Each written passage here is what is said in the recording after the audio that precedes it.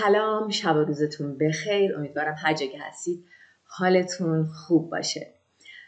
به یه ویدئوی دیگه با فرانسه با مریم خوش اومدید. در این ویدئو بچه ها قراره به یکی از مباحثی که خیلی برای بچه هایی که مبتدی‌ان، متوسطن، خیلی مشکلزا میشه، نمیدونن که دقیقاً کی از چه قید زمانی استفاده کنن، کی و چجوری و با چه کلمه میتونن بگن. از سال 2000 من دارم این کار رو میکنم، از 2 ساله که دارم فرانسه میخونم، در طول تعطیلات باید فرانسه بخونم و این چیزاییه که بچه ها خیلی روش شک دارن، مثلا کسایی که میخوان امتحان بدن و نمیدونن که چجوری بگن اشتباه اینو به کار نبرن و حتی فعلی که با اون قید زمانی مجبورن به کار ببرن چی، در صورتی که خیلی آسونه. فقط لازمه که این ویدیو رو اگه نمیدونید این مطلب چی هست نگاه کنید و اگه تازه با این کانال آشنا شدی و با این ویدیو میتونی لطفاً بری لیست پلی لیست ها رو نگاه کنی و اگه فکر میکنی که کانالی که به دردت میخوره، خب لطفاً سابسکرایب بکنی، اگه زنگوله کنارش هم بزنید. خب میدونید اگه نوتیفیکیشن براتون میاد و میتونید در این فرصت بیاین و ویدیو رو نگاه کنید. خب بریم ببینیم که ویدیو جدید که میگه خیلی آسونه و خیلی مهمه چیه. خب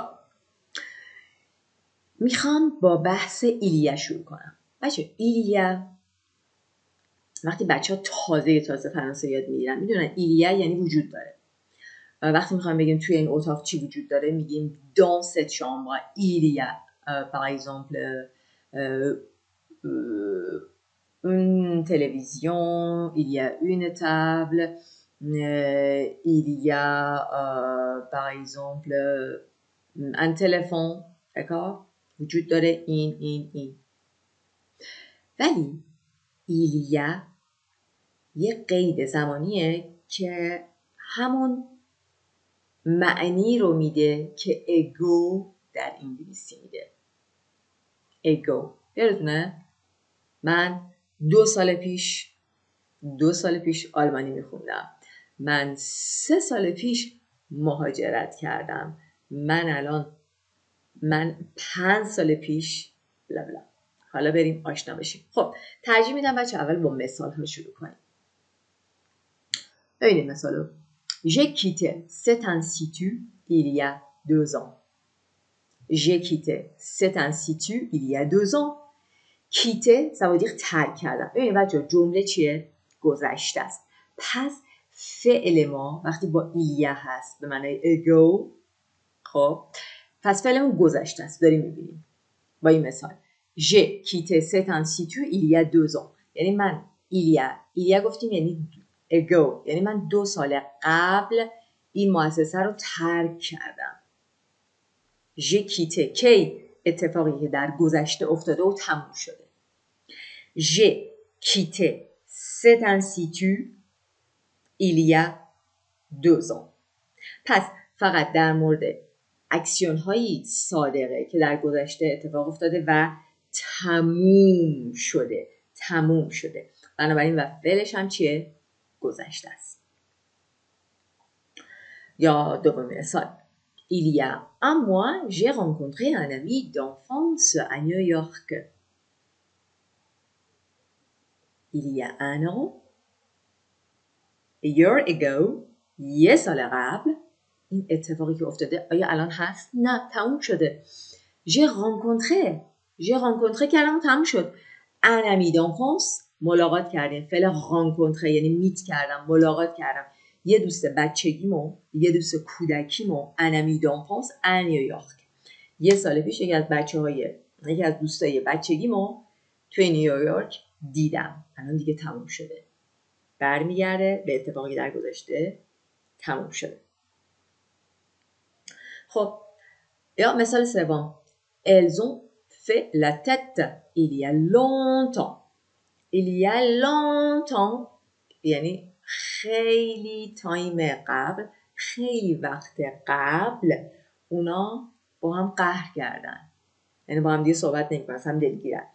faire la tête faire la tête faire la tête یعنی با تتشون با صورتشون قیافه در بردن و اصلا دیگه هر وقت هم میبینن صورتشون در هم میره، ابروهاشون در هم میره.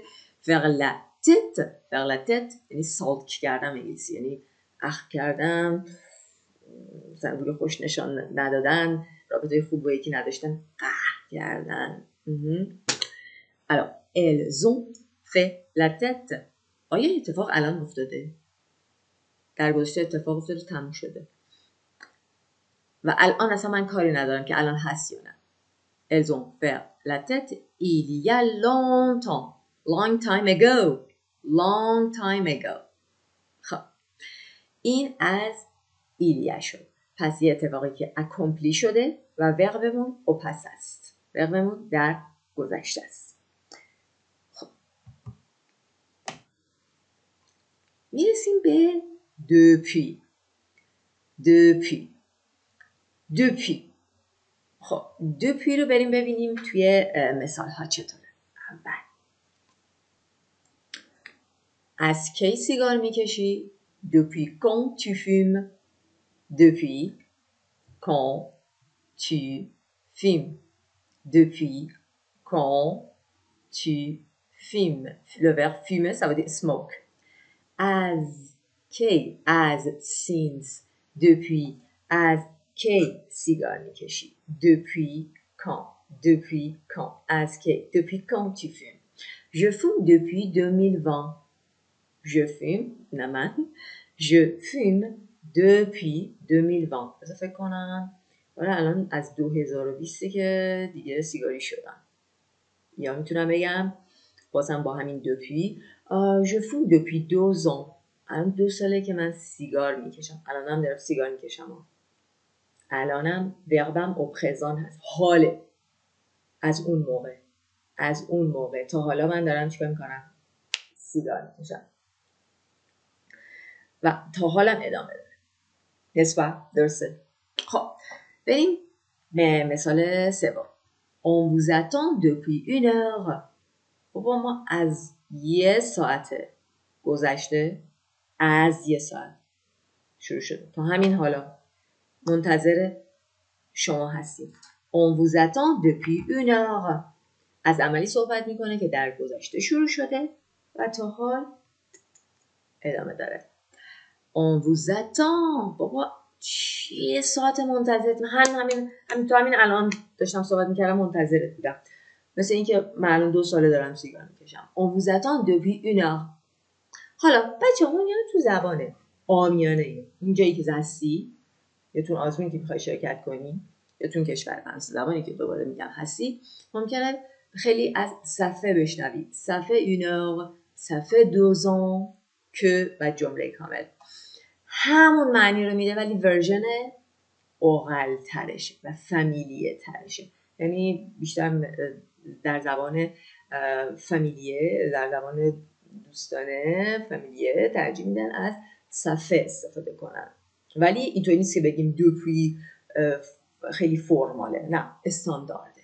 پس صفحه 2 heures qu'on vous écoute. 2 ساعته در گذشته اتفاق و تا حالا ادامه داد. 2 ساعته داریم به شما گوش میدیم. میبینی؟ زمانش خزانه. میخوای بگی ما الان 2 ساعت منتظر توییم؟ از چی استفاده میکنی؟ از depuis. از depuis. ça fait 2 heures qu'on vous attend. ça fait bla bla. یه زمان که جمله کامل و زمانش باید خزان باشه در این قسمت. حالا میرسیم به قسمت‌های دیگه.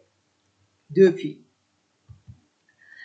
حالا دومین موردی که شما ممکنه عموما با depuis ببینید، اتفاقیه که در گذشته شروع شده و یه اتفاق دیگه اومده اونو قطع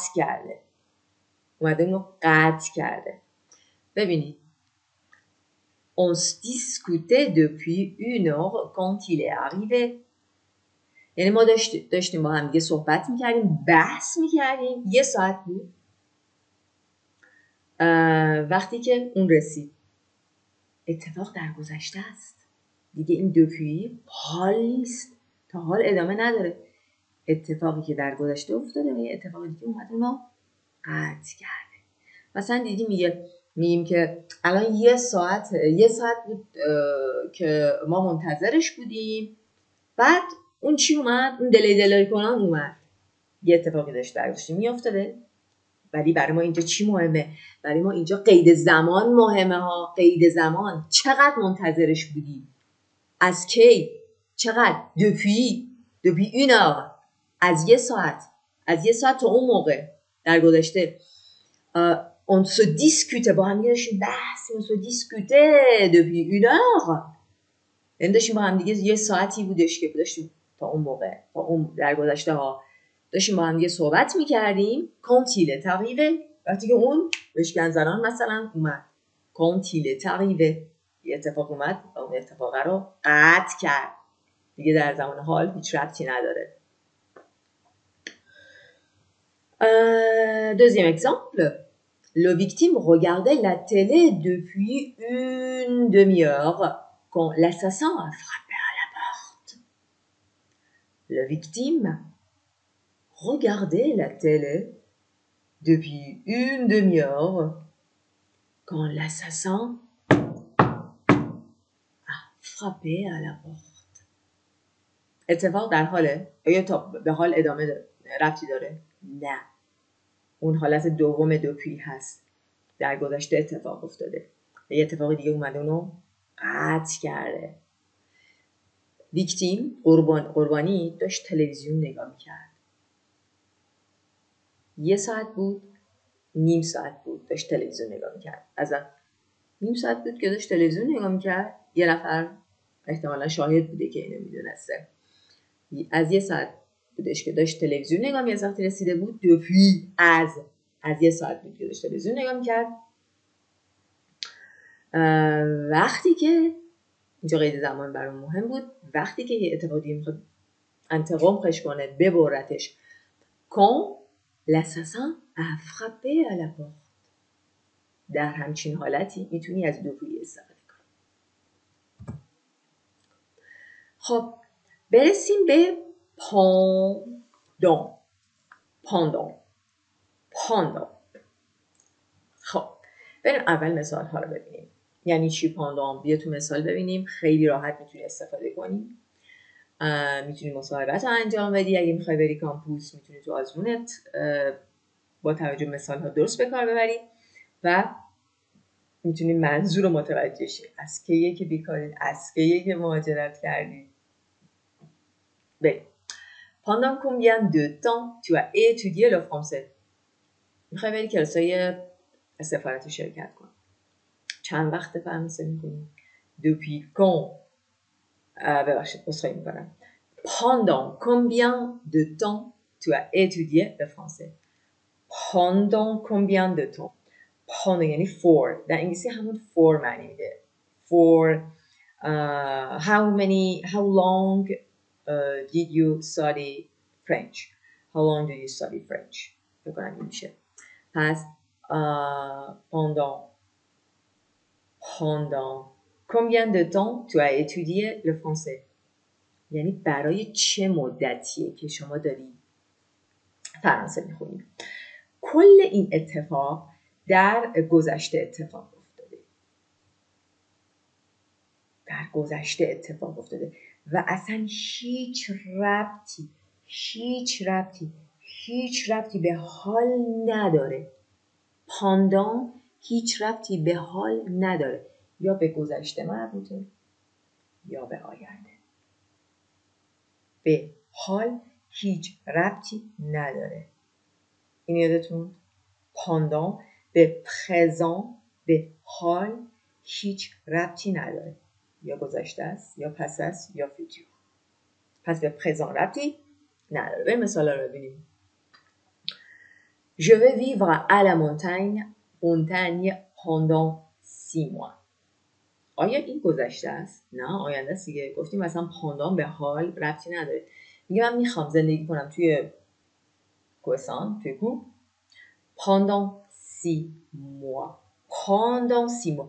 کل مدتی که میخوام، مدت، during مدت، طول مدت، اونی که هاشور میخوره، این مدت میخواد پرشه. je vais vivre à la montagne pendant 6 mois. یعنی میخوام 6 ماه، در طول 6 ماه میخوام در طول 6 ماه و طول 6 ماه و توی کوه زندگی کنم. یعنی during یعنی for. durant توی فرانسه durant هم ممکنه به عنوان سینونیم به کار ببرن و یا for برای for 6 ماه، برای 6 ماه، برای 6 ماه. میخوام برای 6 ماه تنها باشم، میخوام برای 6 ماه برم توی کوه زندگی کنم، میخوام برای یه هفته استراحت کنم. به آینده یا به گذشته، نه به حال. مثلا برای 6 ماه من تنها زندگی کردم، برای 6 ماه در گذشته. و یا میخوام 6 ماه در آینده، 6 ماه میخوام تنها زندگی کنم، به حال ربطی نداره ها، میخوام گذشته آینده. خب حالا یکی از مقالاتی که ممکنه پاندان ببینیم، ممکنه پاندان رو با یه اسم ببینیم، نه با یک زمان، 3 ماه، 4 ماه، 5 ماه. در طول کریسمس، در طول نوئل، در طول خرید. مثلا je discutais le prix pendant l'achat. این به گذشته مربوطه. میگه من در طول خرید pendant، در طول نوئل، در طول خرید pendant یک اسمی، همش داشتم چی می‌کردم، با قیمت رو باهاش چونه می‌زدم، دیسکوته می‌کردم. این دیسکوته رو از ویدیوهای چونه زدن گرفتم، به یاد اون گفتم براتون مرور بشه. je discutais le prix pendant l'achat. pendant اینجا معنی durant میده. تو فرانسه میتونیم بگی durant l'achat، در طول خرید، pendant. خب این از پاندان گرامی. خب میرسیم به پور. اول مثالاشو ببینیم. مثلا دیگه je vais habiter en Suisse pour un an. je vais habiter en Suisse. باشه؟ تو میخوای در سوئیس زندگی کنی برای یه سال. tu vas habiter en Suisse pour un an. خب این فعلش به آینده ربط داشت، مثلا به گذشته و حال نه. elle louera un appartement pour 6 mois. louera یعنی اجاره کردن، اجاره خواهد کرد. futur simple. le verbe louer بازم از ویدیو مکالمه اجاره کردن آپارتمان از اون کمک گرفتم که براتون مرور بشه اگه ویدیو رو دارید تمرین نگاه میکنید. elle louera un appartement pour 6 mois. اون اجاره خواهد کرد یه آپارتمان pour 6 mois برای 6 ماه. پس pour برای زمانی، برای بستری استفاده میشه که به آینده مربوطه، نه به گذشته. اگه دقت کرده باشید تو این دوتا مثال آخری من میتونستم پاندانم بیارم، چون پاندان گفتیم هم در گذشته استفاده میشه هم در آینده، در بستر گذشته و هم در بستر آینده، نه در حال. ولی pour فقط برای حال میاد، فقط برای آینده میاد، برای آینده میاد. pour آینده میاد. pour je vais habiter en Suisse pour un an برای یه سال. elle louera un appartement pour un an. یا میتونم بگم pendant je vais habiter en Suisse pendant un an. یا elle louera un appartement pendant 6 mois. در طول 6 ماه. during 6 ماه. و این تفاوت کوچولوی pour و pendant بود. امیدوارم از این ویدیو خوشتون اومده باشه. میدونم نیاز هستش که ویدیو رو یه جایی پاز میکردید. من سعی میکنم ویدیو رو بخشش کنم که بپرید مثلا قسمت آخر اگه خوب متوجه نشدید یا قسمت دوم رو بتونید راحت رد کنید. و بدون شک این ویدیو میدونم که اشکال خیلی از بچه ها رو برطرف کنه. اگه اینطوره لطفا توی کامنت ها به من بگید و بهم بگید که روی کدوم یکی مشکل داشتید و الان آیا اون مشکل رفع شد براتون افتاد یا نه. ممنون که تا آخر ویدیو تماشا کردید. ممنون از نگاه سبز و همراهیتون و از انکوراژه کردنتون، هل دادنتون. مرسی پور تو. از همه چی ممنون. ممنون که من سابسکرایبر دارید، من حمایت میکنید و تا ویدیوی بعدی و سلامی دیگر، سلامت و خوش باشید. علب خوشن.